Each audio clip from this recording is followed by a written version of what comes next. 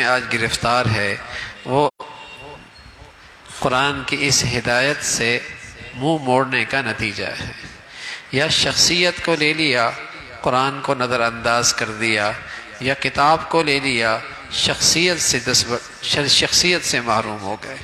تو ہدایت کے لیے ضروری ہے کتاب اللہ بھی اور رجال اللہ بھی، اللہ والے بھی ہوں جو اس قرآن کے ذریعے اللہ سے جوڑ دیں، اور جو اس قرآن کے ذریعے اللہ والا بنا دیں، اور جو اس قرآن کے ذریعے قرآن کا پیغام دیں۔ اگر کوئی بے دین آدمی کے ہاتھ میں یہ قرآن ہوگا تو وہ تو اپنے آپ کو اس انداز سے قرآن کی تفسیر کرے گا جس میں وہ اچھا مسلمان نظر آئے، خود نہیں بدلے گا، قرآن بدل دے گا۔ تو ہدایت کے لیے ضروری ہے کتاب اللہ بھی ہو، رجال اللہ بھی ہو، اللہ والے بھی ہوں، اور اللہ کی کتاب بھی ہو۔ یہی وہ راستہ ہے جس سے ہدایت ملتی ہے، اور جس خوش نصیب کو مل گئی کامیاب ہو گئی۔ پھر سورہ بقرہ کا تذکرہ ہے۔ بقرہ ایک گائے کا تذکرہ، بقرہ ایک گائے ہیں، اور چونکہ اس صورت میں ایک واقعہ ذکر فرمایا کہ ایک شخص نے اپنی چچا کو قتل کر دیا مال سمیٹنے کے لیے۔ چچا مالدار تھا، بتینے جہاں کہ اس کی دولت کیسے آ سکتی ہے، اسے قتل کر دو۔ اور قتل کرنے کے بعد رات کے اندھیرے میں اس کی لاش کسی اور کے دروازے پہ ڈال دی۔ قریب تھا کہ دونوں کے درمیان جنگ اور ہتھیار اٹھ جائیں۔ اللہ نے موسیٰ علیہ السلام سے فرمایا کہ ایک گائے ذبح کرو، اور اس ذبح کی ہوئی گائے کا ٹکڑا اس مردے کو مارو، یہ مردہ زندہ ہو جائے گا۔ گائے بھی مردہ کر کے، زندہ کر کے نہیں، مردہ کر دو، اس کو ذبح کر دو، اور اس مردے کے اس گوشت سے اس مردے کو اللہ تعالیٰ زندہ کر دے گا۔ ایسا ہی کیا، زندہ ہو گیا، اور زندہ ہوتی اس نے اپنے قاتل کی نشاندہی کر دی، یہ میرا قاتل ہے۔ تو ایک طرف تو یہ اللہ کا معجزہ ہے، دوسرا اسی بنی اسرائیل میں کچھ لوگ ایسی بھی تھے جو مرنے کے بعد زندہ ہونے کا انکار کر رہے تھے۔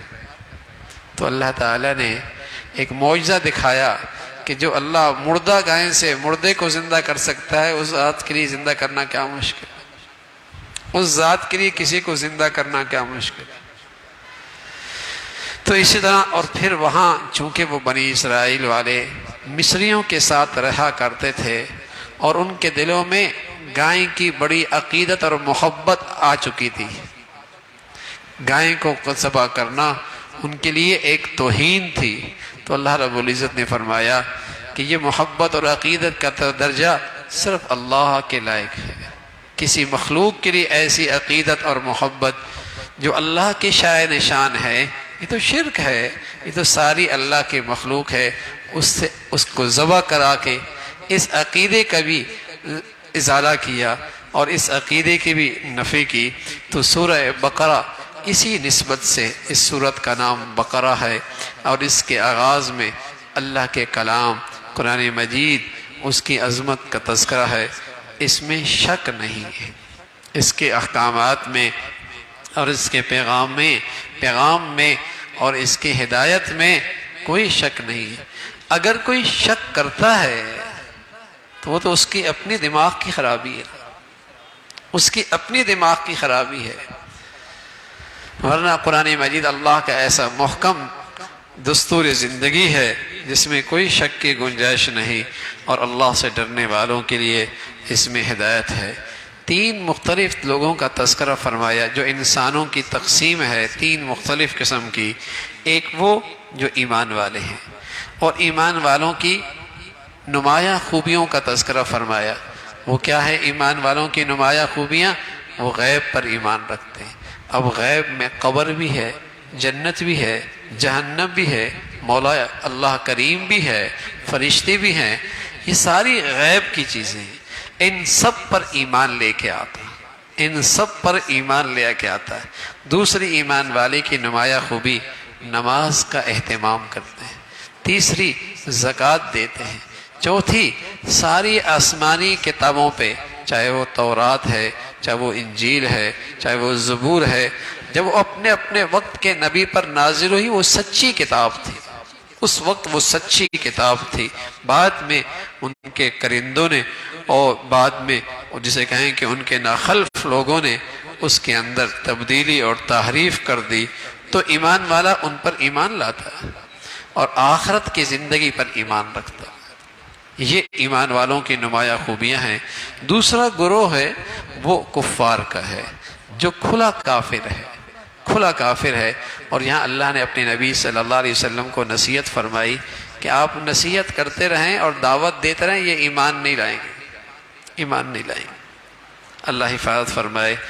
گناہوں کی ایک دنیاوی سزا یہ ہوتی ہے کہ آدمی نیکی کی توفیق سے محروم ہو جاتا، اس سے نیکی کی توفیق سلب ہو جاتی ہے. دیکھتے نہیں آپ لوگ نماز پڑھتے پڑھتے چھوڑ دیتے ہیں، دیکھتے نہیں آدمی لوگ نیکی کرتے کرتے نیکیوں سے دور ہو جاتے ہیں. دیکھتے نہیں اللہ کا فرما بردار تھا اور اللہ کی نافرمانی کی طرف بڑھتا ہی چلا جا رہا. کیوں؟ کوئی ایسی گناہ کی نحوست ہوتی ہے جو اسے نیکی سے دور کر دیتی، جو اسے نیکی سے دور پھینک دیتی ہے. زبان سے کی، دل سے کی، کان سے کی.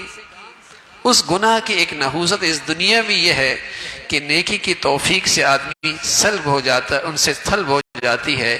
یہ کفار ایسے تھے کہ ان کے دل پہ اللہ نے ان کی بدی کی وجہ سے مہر لگا دی.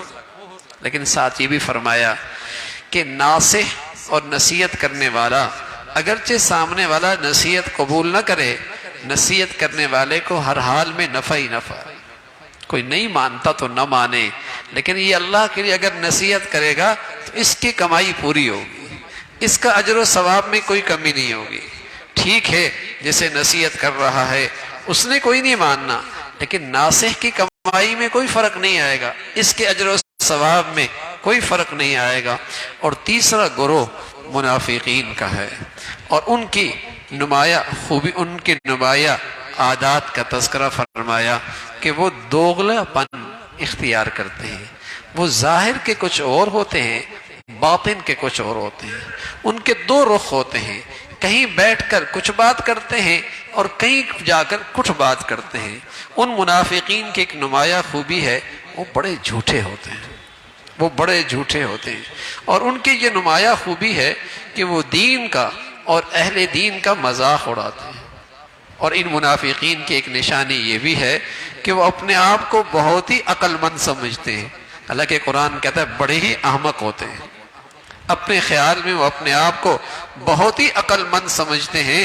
اور جو دین والے ہوتے ہیں اور خاص طور پہ دین والے وہ جو غریب ہوں اور دنیاوی لحاظ سے ان کی کوئی حیثیت نہ ہو، انہیں وہ بہت معمولی اور حقارت کی نظر سے دیکھتے ہیں. یہ منافقین کی نمایاں خوبی ہے. اس کا تذکرہ فرمایا کہ یہ دین کا یوں مذاق اڑاتے ہیں اور اہل دین کا یہ مذاق اڑاتے ہیں اور یہ جھوٹے ہوتے ہیں اور دوغلا پن ان کا مزاج ہوتا ہے. اور یہ دو رخ والے ہوتے ہیں، کہیں کچھ کہتے ہیں کہیں کچھ کہتے ہیں. اور یہ تکبر میں مبتلا ہوتے ہیں. اپنے بارے میں ان کا خیال ہے کہ ہم ہی سب سے بالا تر ہیں اور ہم ہی سب سے زیادہ عقل مند ہیں. اور خصوصاً جب غریب دیندار ہو تو ان کو بڑی حقارت کی نظر سے دیکھتے ہیں. اس کا تذکرہ فرمایا. پھر اللہ رب العزت کی توحید کا تذکرہ ہے اور اللہ کی وحدانیت اور بڑائی کا تذکرہ ہے اور بہت سادگی کے ساتھ اللہ کی توحید سمجھائی گئی. زمین و آسمان میں اللہ کے قدرت کی ایسی نشانیاں ہیں، ذرا سی بھی عقل ہو تو اللہ کی وحدانیت سمجھ میں آ جائے. اور پھر اللہ کے نبی پر آنے والا غیر معمولی معجزہ قرآن کا تذکرہ ہے اور فرمایا یہ اللہ کی طرف سے بھیجا ہوا کلام ہے اور ساری دنیا اکٹھی ہو جائے اس جیسا کلام کوئی نہیں بنا سکتا.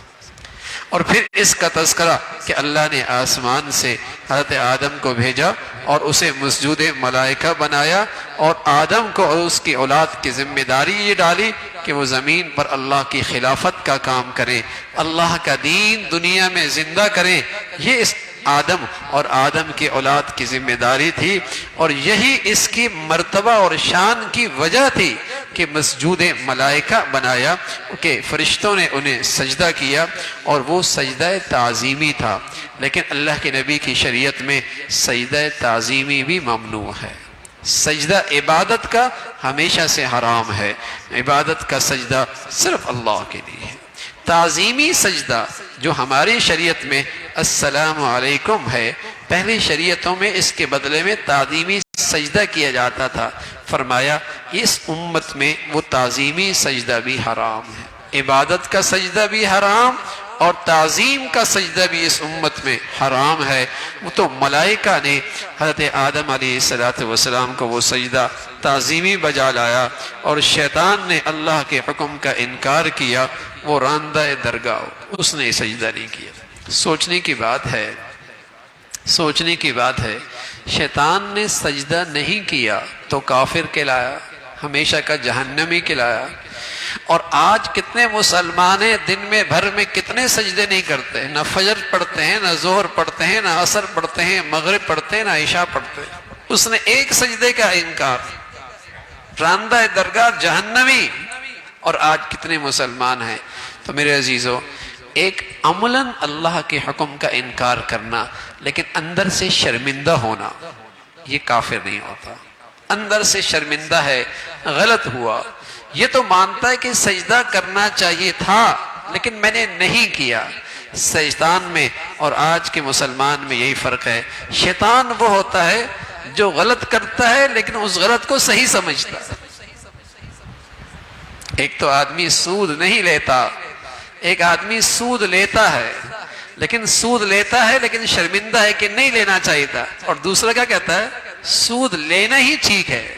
دونوں میں بڑا فرق، دونوں میں بڑا فرق ہے۔ ایک ہے عملاً کسی حکم کو نہ ماننا، نماز چھوڑ دی، فجر چھوڑ گئی، ظہر چھوڑ گئی، لیکن شرمندہ ہے کہ چھوڑنا نہیں چاہیے تھا، اور ایک یہ ہے کہ چھوڑنا ہی صحیح تھا۔ یہ شیطانیت ہے۔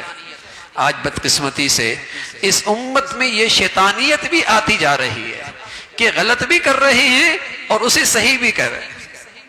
اللہ کے کتنے احکامات ہیں جو مسلمان عمل میں نہیں ہے، مسلمان کی زندگی میں، لیکن صرف عمل میں نہیں بلکہ یہ کہہ رہا ہے یہی صحیح راستہ ہے، یہی روشن خیالی کا تقاضا ہے، یہی زمانے کا تقاضا ہے، یہی وقت کا تقاضا ہے۔ یعنی اللہ کا حکم نہیں عمل کر رہا لیکن ساتھ ساتھ سمجھ رہا میں ٹھیک کر رہا ہوں۔ تو رسول اللہ صلی اللہ علیہ وسلم فرمایا کرتے تھے ایک وقت آئے گا لوگ برائی کو اچھائی سمجھیں گے، برائی کو اچھائی سمجھیں گے۔ یہ شیطانیت ہے، یہ شیطانیت ہے کہ برائی کو اچھائی کا درجہ دے دینا اور اسے ثقافت سمجھ لینا، اسے ثقافت سمجھ لینا۔ بے حیائی اور فحاشی ہے لیکن اسے ثقافت کا نام دے دینا، اسے ترقی کا نام دے دینا، اسے روشن خیالی کا نام دے دینا، یہ شیطانیت ہے۔ اور ایک یہ ہے کہ ایک آدمی سے غلطی ہوئی، گناہ ہوا، شرمندہ ہے، اس سے آدمی کافر نہیں ہوا۔ تو شیطانیت یہ ہے کہ شیطان نے سجدہ نہیں کیا لیکن وہ کہہ رہا میں نے ٹھیک کیا ہے، میرے پاس لوجک ہے، میرے پاس اس کی لوجک ہے اور میرے پاس اس کی دلیل ہے، اس لیے کہ آدم مٹی سے بنا ہے، میں آگ سے بنا ہوں، اوپر والا نیچے والے کو کیسے سجدہ کرے؟ وہ یہ بھول ہی گیا کہ تیرا خالق کون ہے اور تیرا مالک کون ہے، اور تجھے عقل کس نے دی ہے اور تجھے سمجھ کس نے دی ہے، اس ذات کا فیصلہ ہے کہ تو نے اسے سجدہ کرنا۔ تو وہ راندہ درگاہ ہوا۔ پھر بنی اسرائیل کا تذکرہ فرمایا جو امت محمدیہ سے پہلے ایک عظیم و شان امت تھی جس پر اللہ نے انگنت احسانات فرمائے، بے شمار۔ اللہ رب العزت نے ان پر اپنا خاص کرم فرمایا کہ ان کا دشمن فرعون ان کے سامنے ہلاک ہوا اور ان کے لاؤ لشکر کے ساتھ وہ پوری کی پوری قوم برباد ہوئی، اور اللہ رب العزت نے اس بنی اسرائیل کو اس سے آزادی دی، نجات دلائی، اور پھر پتھروں کے اندر سے ان کے لیے چشمے جاری ہو گئے، آسمان پر بادل ان کے لیے سایہ بن گئے، آسمان سے ان کے لیے پکے پکائے کھانے اترے، اور ان کی خواہشات اور چاہتیں اللہ رب العزت نے کئی بار پوری فرمائی، اور ان کو اللہ رب العزت نے دیگر اقوام پر عزت بخشی۔ لیکن نتیجہ کیا نکلا؟ بڑی احسان فراموش تھی، بڑی ناشکری تھی، بڑی ہی احسان فراموش تھی۔ تو احسان فراموشی یہ آدمی کو اللہ کی نظروں سے گرا دیتی ہے، ناشکری اس سے ساری عزت اور ساری نعمتیں چھن جایا کرتی ہیں، رسوائی ذلت مقدر ہو جاتی ہے۔ جب قومیں ناشکری کا ارتکاب کرتی ہیں تو عزت سے انہیں اتار کر ذلت اور پستی میں ڈال دیا جاتا ہے۔ تو یہ بنی اسرائیل کا حال ہوا اور یہ اس کا حشر ہوا، اس کا تذکرہ فرمایا۔ بظاہر بعض چیزوں کو یہ مانتے تھے جو آسمان سے احکامات آئے تھے، لیکن بعضوں کا انکار کرتے تھے۔ اللہ رب العزت نے ان کی مذمت فرمائی، بعضوں پر ایمان لاتے ہو اور بعضوں کا انکار کرتے ہو۔ آج مسلمان بھی عبادت کا دین تو کچھ کر لے گا، لیکن معاملات کا دین اس کے لیے بڑا مشکل ہے۔ آج مسلمان بھی دو رنگ کا ہے کہ عبادت کا دین تو کچھ اپنا لے گا، لیکن معاشرت کا دین اس سے دستبردار ہے۔ عبادت کے کچھ احکامات تو عمل کر لے گا، لیکن معاملات کے احکامات سے دستبردار ہے۔ تو افتؤمنون ببعض، یہ بیماری پہلی قوموں کے اندر بھی تھی۔ بعض آسمانی احکامات پہ عمل کرتے تھے اور بعضوں کا انکار کرتے تھے، اس کی مذمت فرمائی اور پھر ان کا تذکرہ فرمایا۔ مسلمانوں کو تنبیہ اور خبردار کیا کہ دیکھو یہ اہل کتاب اور یہ کفار، ان کی دلی چاہت ہے کہ تم اپنے دین سے دستبردار ہو جاؤ، ان کی دلی خواہش ہے کہ تمہیں یہ اللہ سے دور کر دیں اور گمراہ کر دیں، یہ ان کی دلی چاہت اور خواہش ہے۔ اور یہ انہیں اپنے اوپر ناز بھی ہے کہ ہم چونکہ یہودی ہیں اور ہم چونکہ نصرانی ہیں، جنت میں ہم ہی نہیں جانا ہے۔ اللہ رب العزت نے فرمایا جنت کسی نسلی مسلمان کے لیے نہیں ہے اور نہیں کسی یہودی اور نصرانی کے لیے، جنت تو اس کے لیے ہے جو ایمان لائے کے آیا اور ایمان کی زندگی اختیار کی۔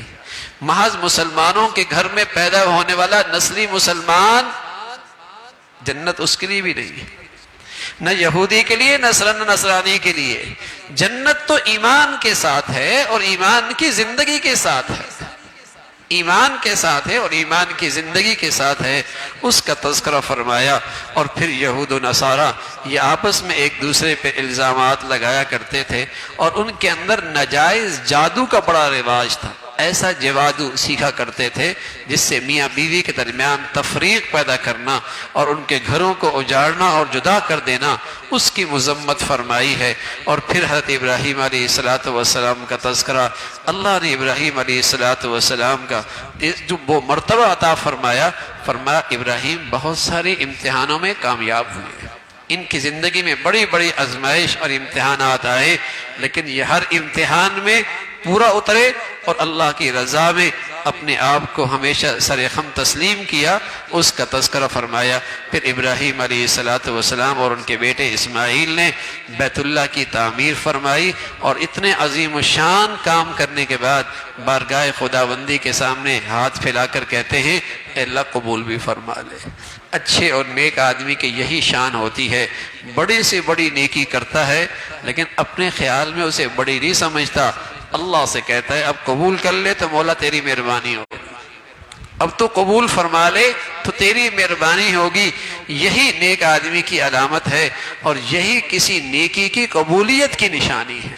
ابراہیم علیہ السلام کی دعا ہے جو انہوں نے کی، اور پھر اللہ نے محمد رسول اللہ کی شکل میں وہ دعا قبول فرمائی اور امت مسلمہ کی شکل میں آپ کی دعا کا نتیجہ نکلا، اور آپ علیہ السلام کی رسالت اور آپ کا دنیا میں آنے کے خاص مقاصد قرآن کے الفاظ سکھانا، قرآن کا علم عطا کرنا اور دلوں کو گناہوں کی گندگی سے، شرک سے، نفاق سے، گندگیوں سے پاک کرنا، یہ آپ کی دنیا میں رسالت کے خاص مقاصد تھے۔ اس لیے وہ بڑے نادان ہیں جو یہ کہتے ہیں صرف قرآن کے الفاظ پڑھنے پڑھانے سے کیا فائدہ۔ وہ بڑے نادان ہیں جو یہ سمجھتے ہیں کہ صرف قرآن کے الفاظ پڑھنے پڑھانے سے کیا فائدہ۔ نبی علیہ السلام دنیا میں صرف الفاظ پڑھانے کے لیے بھی آئے تھے، اس لیے کہ قرآن کے الفاظ ایک نور ہے جو اللہ کے اندر سے نکلا، جس کی زبان پہ آیا گویا کہ اس کی زبان پہ اللہ کا نور آ گیا۔ اللہ نے بغیر سمجھی بھی اس کے اندر نور رکھا ہے اور اس کا اجر و ثواب رکھا ہے۔ ہاں سمجھنا اور سیکھنا کسی نیک اور اللہ والے سے یہ بڑی سعادت کی بات ہے، لیکن ساتھ ساتھ اخلاق کی تربیت بھی ہے، ساتھ ساتھ اخلاق کی تربیت بھی ہو، یہ بھی اللہ کے نبی صلی اللہ علیہ وسلم کے مقاصد نبوت میں سے تھے۔ اور پھر فرمایا ایک باپ ایک ماں باپ اپنی اولاد کو سب سے بڑی جو دولت دے سکتے ہیں وہ دین اور دین کی تربیت ہے۔ ایک ماں باپ جو اپنی اولاد کو سب سے بڑی دولت دے سکتے ہیں وہ دین اور دین کی تربیت اور اخلاق کی تربیت ہے۔ یہ کسی اولاد کو مل گئی تو باپ کی طرف سے بڑا تحفہ اور بڑی دولت مل گئی، اور کسی کی اولاد کو یہ دولت مل گئی تو اس ماں باپ کی خوش نصیبی کہ اللہ نے اس کی اولاد کے لیے اس دولت کو مقدر فرمایا۔ یہ بڑی دولت ہے۔ اسی کا تذکرہ کہ پیغمبر بھی اپنی اولاد کے لیے دین کی اور اخلاق کی تعلیم اور تربیت کی فکر کیا کرتے تھے۔ دنیا سے جا رہے ہیں تو انہیں اپنی اولاد کی فکر کیا ہے کہ میرے مرنے کے بعد کئی دن دین سے دور تو نہیں ہو جاؤ گے۔ دنیا سے جاتے جاتے بھی انہیں اپنی اولاد کی یہی فکر کھائی جا رہی ہے۔ حالانکہ پیغمبر کا گھر ہے، اور پیغمبر بھی ایسا جس کے والد بھی نبی، جس کے دادا بھی نبی، جس کے چچا بھی نبی، بتائیے کتنا پاکیزہ خاندان ہوگا۔ لیکن پھر بھی اسے فکر ستا رہی ہے کہ دین پہ زندگی گزارنا۔ اور اب تو میرے بچے اور بچیاں ایسے ماحولوں میں جاتے ہیں جہاں ان بیچاروں کو کلمہ بھی کوئی نہیں آتا، جہاں ان کو قرآن کے الفاظ بھی کوئی نہیں آتے، جہاں انہیں اللہ اور اللہ کے رسول کا کہیں نام بھی نہیں سنائی دیا تھا، بلکہ انہیں دین اسلام سے بیزار کیا جاتا ہے۔ لیکن بدقسمتی ہے آج کا مسلمان اس بے دینی کے ماحول میں بھی اپنے اولاد کے معاملے میں فکر مند نظر نہیں آتا، فکر مند نظر نہیں آتا، فکر مند نظر نہیں آتا۔ تو دور اندیشی اور عقل مندی یہ ہے کہ اپنی اولاد کی دین اور اخلاق کی تربیت ہمیشہ نصیب ہو۔ پھر فرمایا اللہ کے دین کا ایک رنگ ہے، اگر یہ آ جائے تو وہ رنگ اس کی زندگی میں نظر آتا ہے، وہ اس کی زندگی میں نظر آتا ہے۔ پھر قبلہ کا تقبیر قبلہ کا تذکرہ فرمایا۔ مسلمانوں کا پہلے قبلہ بیت المقدس تھا، پھر حضور علیہ السلام کی دلی چاہت تھی کہ ابراہیم علیہ السلام کا جو قبلہ بیت اللہ ہے وہ میرا بھی اور میری امت کا ہو۔ اللہ رب العزت نے وہ چاہت اور وہ خواہش آپ کی پوری فرمائی، بیت اللہ آپ کا قبلہ ہوا۔ اس پر یہودیوں نے بڑا پروپیگنڈا کیا کہ پہلی کی نمازیں ٹھیک ہیں یا اب کی نمازیں ٹھیک ہیں، تو اللہ رب العزت نے فرمایا پہلے بھی اللہ کے حکم کی تعمیل ہو رہی تھی، اب بھی اللہ کے حکم کی تعمیل ہو رہی ہے۔ اصل چیز تو اللہ کا حکم پورا کرنا، اصل چیز تو اللہ کا حکم پر پورا کرنا ہے۔ اور مسلمانوں کو تلقین فرمائی کہ مذہبی بحث مباحثہ جو فضول ہو، ہاں اس سے پرہیز کی جائے۔ ایسی مذہبی بحث مباحثہ جس کا کوئی مقصد فضولیات، اس سے ہمیشہ پرہیز رکھی جائے، اس کا تذکرہ اور ایمان والوں کو تلقین فرمائی کہ نماز سے اور صبر سے اللہ کا قرب حاصل کرو، اللہ کی مدد حاصل کرو، تمہیں مشکلات کے اندر بھی آسانی ہوگی، اور کوئی مصیبت آئے تو انا للہ و انا الیہ راجعون اس کے مفہوم کو سمجھ کے اگر کہو گے تو تمہیں دل میں سکون ملے گا، تمہیں ایک اطمینان نصیب ہوگا۔ اس کا تذکرہ پھر اللہ کی بڑائی اور اللہ کی بڑائی کا تذکرہ اور اس کے قدرت کے مختلف مظاہر کا تذکرہ ہے، اور ایمان والوں کو تلقین فرمائی ہمیشہ حلال کھاؤ، پاکیزہ کھاؤ، اور جو چیزیں اللہ نے حلال کی ہیں اسی کے اندر تمہارے لیے خیر ہے، اور جن چیزوں کو اللہ نے حرام کیا ہے جیسے خنزیر ہے اور ایسی غیر اللہ کے نام پہ نظر و نیاز ہے، ایسی بہنے والا خون ہے، یہ سب چیزیں حرام ہے۔ ان لوگوں کی مذمت فرمائی جو اللہ کے دین کی بات اور حق سچ کی بات صرف دنیاوی مقاصد اور اغراض کے لیے اس کو چھپا لیا کرتے ہیں، یا دنیا کی خاطر اپنے دین کو نظر انداز کرتے ہیں، ان کی گمراہی اور ان کی سزا کا تذکرہ ہے۔ اللہ رب العزت ہمیشہ دین کی سمجھ اور دین کی زندگی نصیب فرمائے۔ آخر دعوانا الحمدللہ رب العالمین۔